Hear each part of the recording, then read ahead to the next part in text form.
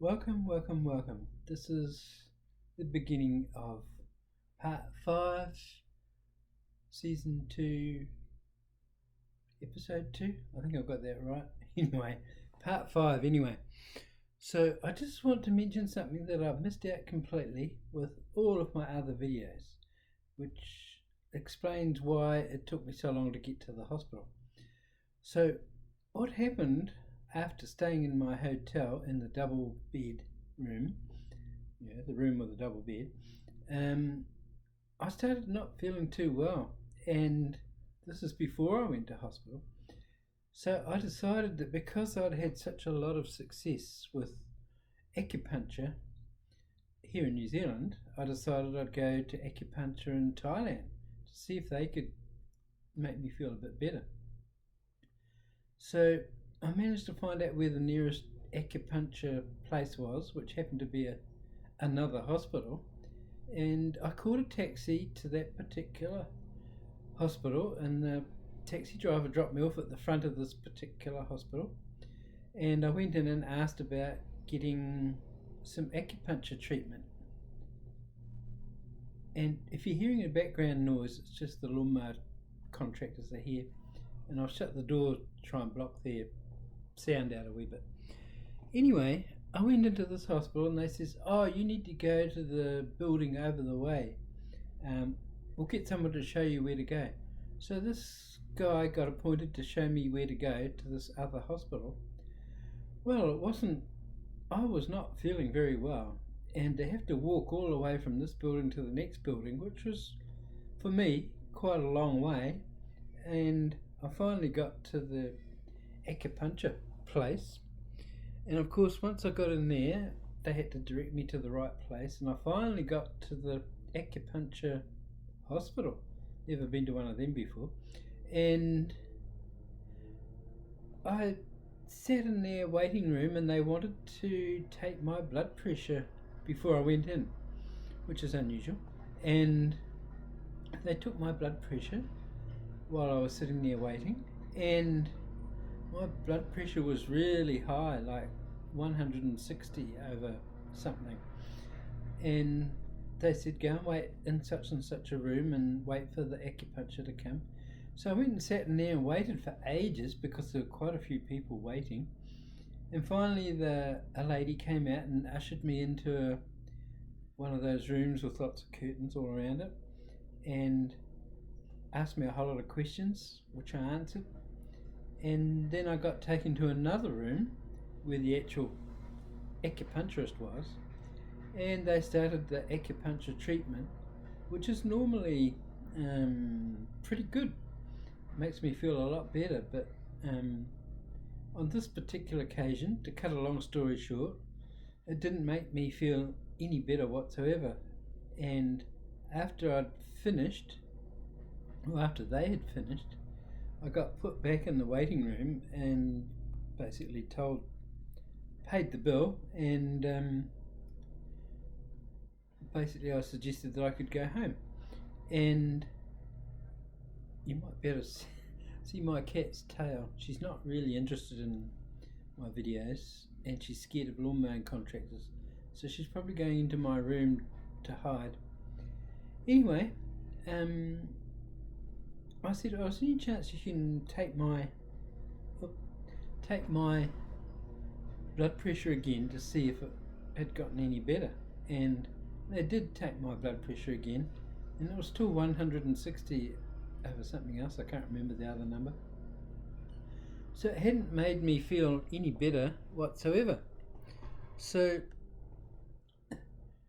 I then had to go back down the lift, and I managed to get into the waiting room of the hospital.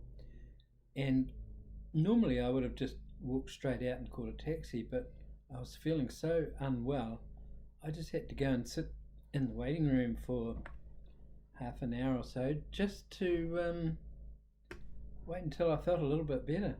And finally I plucked up the courage to go back outside, and I managed to catch a taxi from that hospital back to my hotel. And then of course I probably went to the restaurant and had a meal, and did not sleep during the night, and the next day that's when I went downstairs to reception and asked On to get me an ambulance, and he got me a taxi instead, which was much cheaper. And that's where this part 4 of my story starts. So I've just added this little bit in that I just tried to get acupuncture before going to the big hospital, and it didn't make any difference whatsoever, which quite surprised me. So now I'll just pause it here because I've got to look at my notes to find out where to carry on from. Okay, bye for now.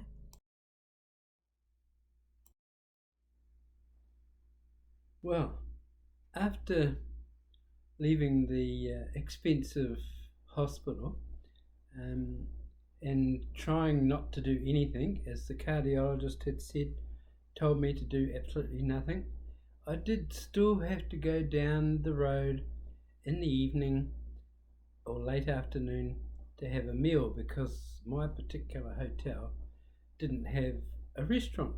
So I'd walk about 5 minutes down the road to the nearest Thai restaurant, which was quite nice, and I've just included a video of that particular restaurant and one of the meals I had at that restaurant, because there happened to be nobody at the restaurant when I went, so it was a good time to take a video. Okay, so that's what you'll see next.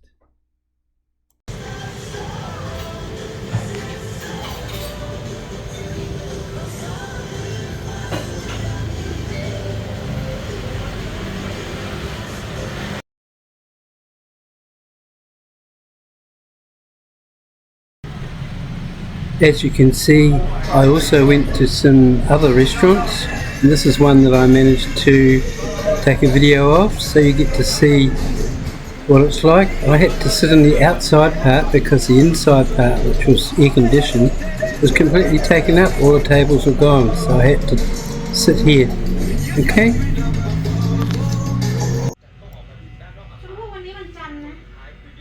As you can see, in my travels backwards and forwards to restaurants, etc., up and down the road, I did notice that there was a barber there that I'd been to once before, and I'd seen a guy, an Australian guy, getting his toenails clipped, and I thought that's a great idea, save me having to bend over and do it myself. So I went into this little barber shop, and there was 2 girls working in there. I think that was 2 sisters, and the older lady that's doing the hair cutting in the background, she had a little child that was in the shop all the time, and she was sitting right next to me. You'll see her later. But then this girl, I can't remember her name, I've never had so much fuss made over my toenails before. She clipped them all, and then she first of all she washed them, then clipped them, and then did all sorts of cleaning and pampering, and that was just on the one foot. I've taken a video of just this one foot, but by the time she finished that, I was getting too tired holding the camera, so the other foot missed out. So because this is quite a long video, I'll speed it up for you so you don't have to watch the whole lot. And you can see that there's a lady in the background cutting someone's hair, and this lady is doing my feet, and she's very fussy with. I've never had so much done to my toenails. Anyway, I'll speed up the rest of it, okay? Alright.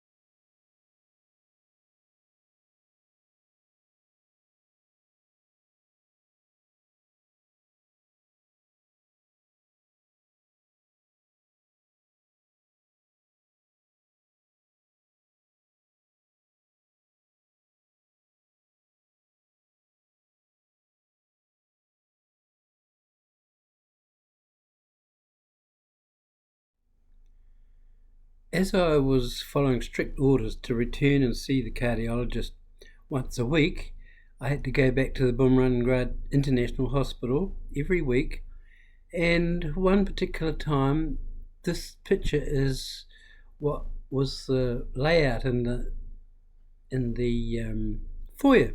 So I took a photo of it so that you can see. Obviously it was Halloween day. So I just took a picture of that out of interest, and then I carried on up to the 5th floor in a different building now, and I took a few videos of the actual hospital from the inside.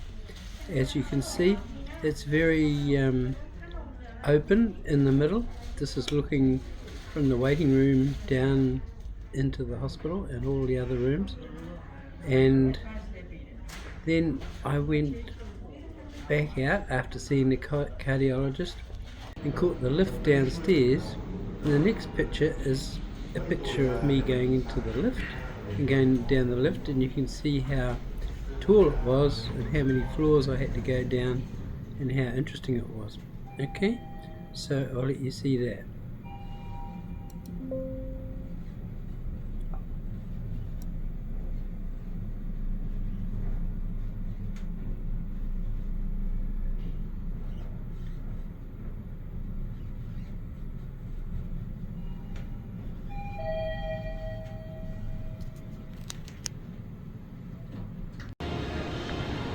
After a few weeks, I started to feel a little bit better, so I decided to go to a place called the M Centre, and I took this video just to show how amazing the place was, with escalators all over the place, and certainly an amazing place.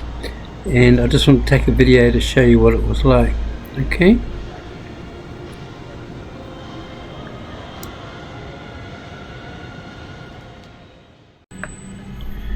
A few days after going to the M Centre, I decided to go to the Big C to see what that was like. So I've taken a video, and there's the Big C, and you'll notice the overhead walkways, so you can get over the road and walk up and down the street in the walkway. Then I went up to the restaurant area, and notice you're not allowed to steal the utensils.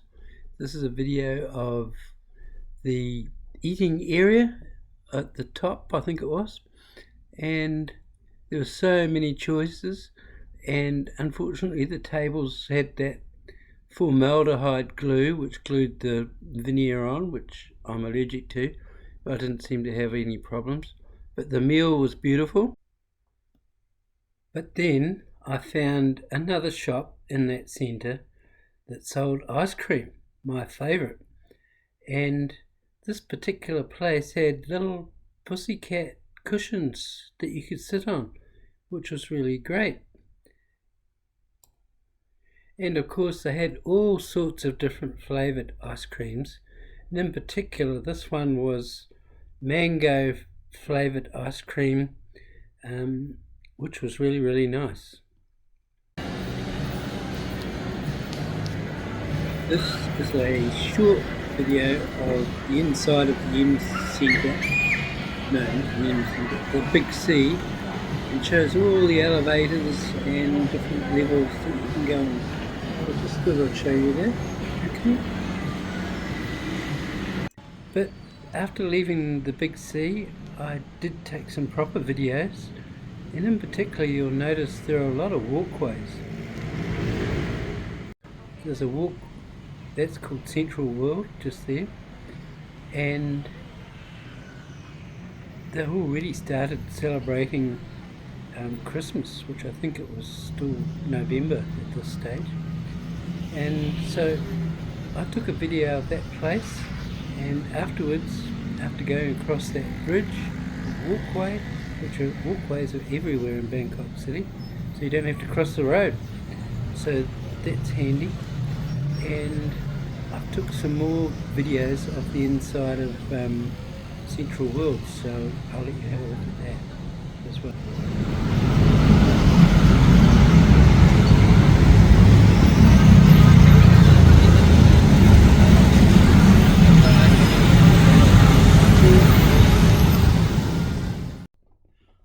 decided that as my video is relatively short, I'll give a final explanation of what happened to Bob here, the highly traumatic experience that Bob had, which explains partly why he's leaning to one side. Okay, so the next few videos are going to be all about that, but you'll notice that it starts off with a picture of Tinkerbell, and while that picture's running I'll explain what actually happened. Okay, Tinkerbell's my cat, by the way. Alright, okay, that's all for now.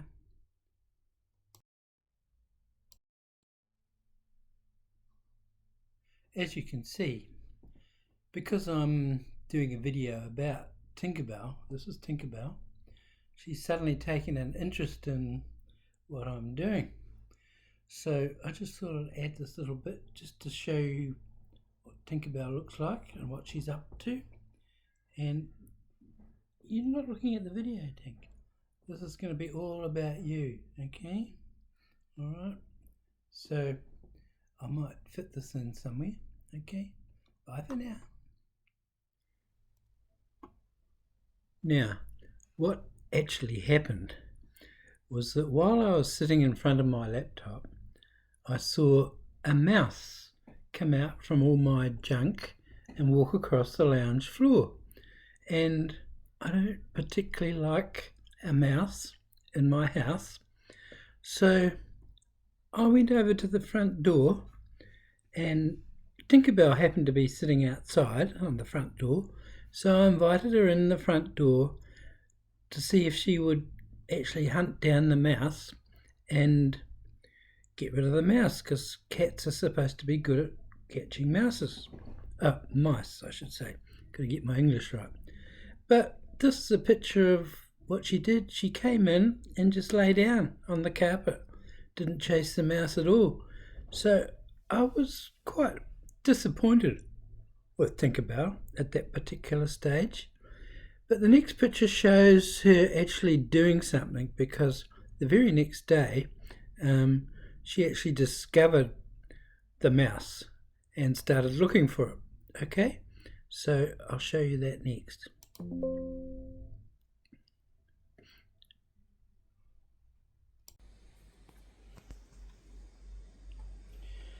Tinkerbell's finally chasing the mouse that I just saw. She's not such a useless cat after all. Have a close up. That's better. I think she can smell a mouse. But can she get it? Too much stuff in the way. Need to tidy up my house. Oh, I have tidied it. This is after I've tidied up. Still got all my car stuff inside.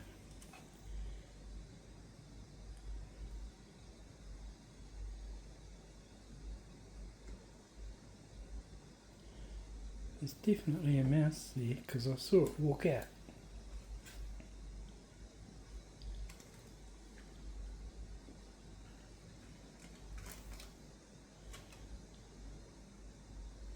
At least you're onto it finally. Hey Tinkerbell, is there a mouse in there? No, don't look elsewhere. Look for the mouse.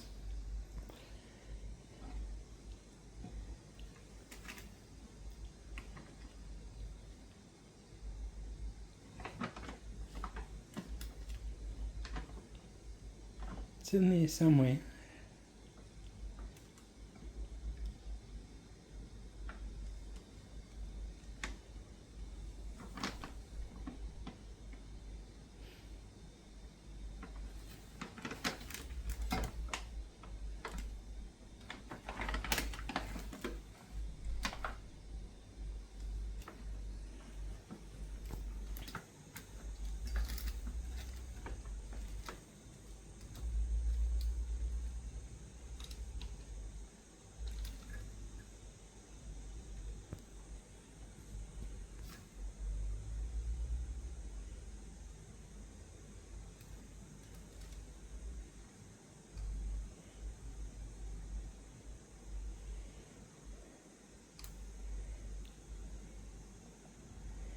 Don't look everywhere else, Tink. Find the mouse.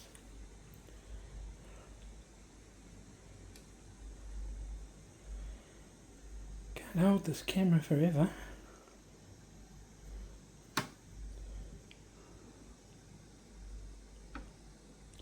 Oh, I think you're giving up, aren't you, Tink? Okay, so this is the second attempt that Tinkerbell's had trying to catch the mouse in my house in a different location, and she's trying her best to really find this mouse, which is hiding behind all of my stuff. So it's extremely difficult. So I won't make you watch all of this.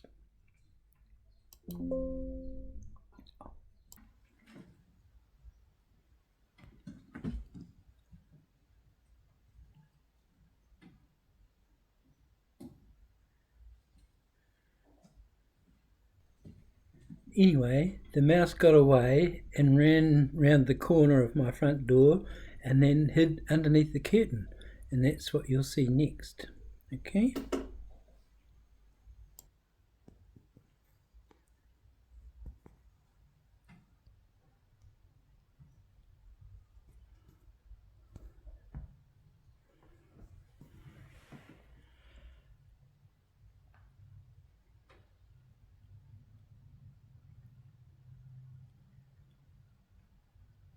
Yeah, keep chasing it, Tick. It's in there somewhere. Have you lost it already? You're too slow.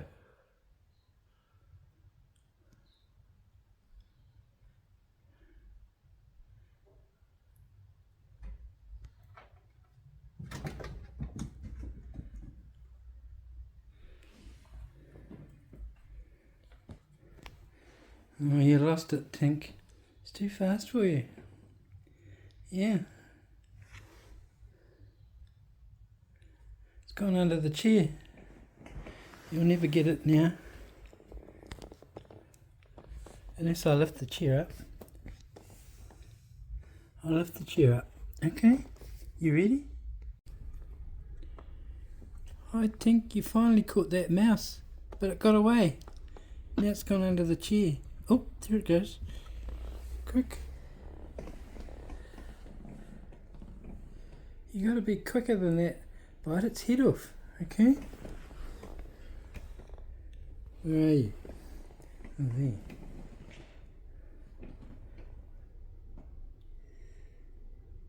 Oh, it's got away again, Tink. You had it before. I wasn't videoing then. Anyways, Tinkerbell didn't catch the mouse at that particular occasion, and I had to go to bed knowing that there was a mouse in the house, which was a wee bit of a worry. So I went to bed, but during the night there was this terrible lot of noise going on in the lounge, and so I had to get up and investigate, and this is what I found on the floor. Okay? So obviously Tinkerbell caught the mouse and killed it during the night, or the mouse just had a heart attack and died, and so that's what I had to clean up in the morning. And you might be wondering, what has this got to do with Bob and his traumatic experience? So let me explain. Well, not long after that, I heard another lot of noise, and when I came out, Tinkerbell wasn't on his normal, not Tinkerbell, Bob was no longer on his perch up there and was lying on the floor, and Tinkerbell, who still had her predatory instinct going strong despite killing a mouse, and she had her front paws on poor old Bob's head, and her back paws were she was lying on her side, and her back paws were kicking the living daylights out of poor old Bob. And she didn't realise the difference between a mouse and a Scottish Kiwi. namely Bob. So he had a terrible experience, and I managed to rescue him from Tinkerbell. And as you've seen in some other pictures, it took him a long time to recover. To recover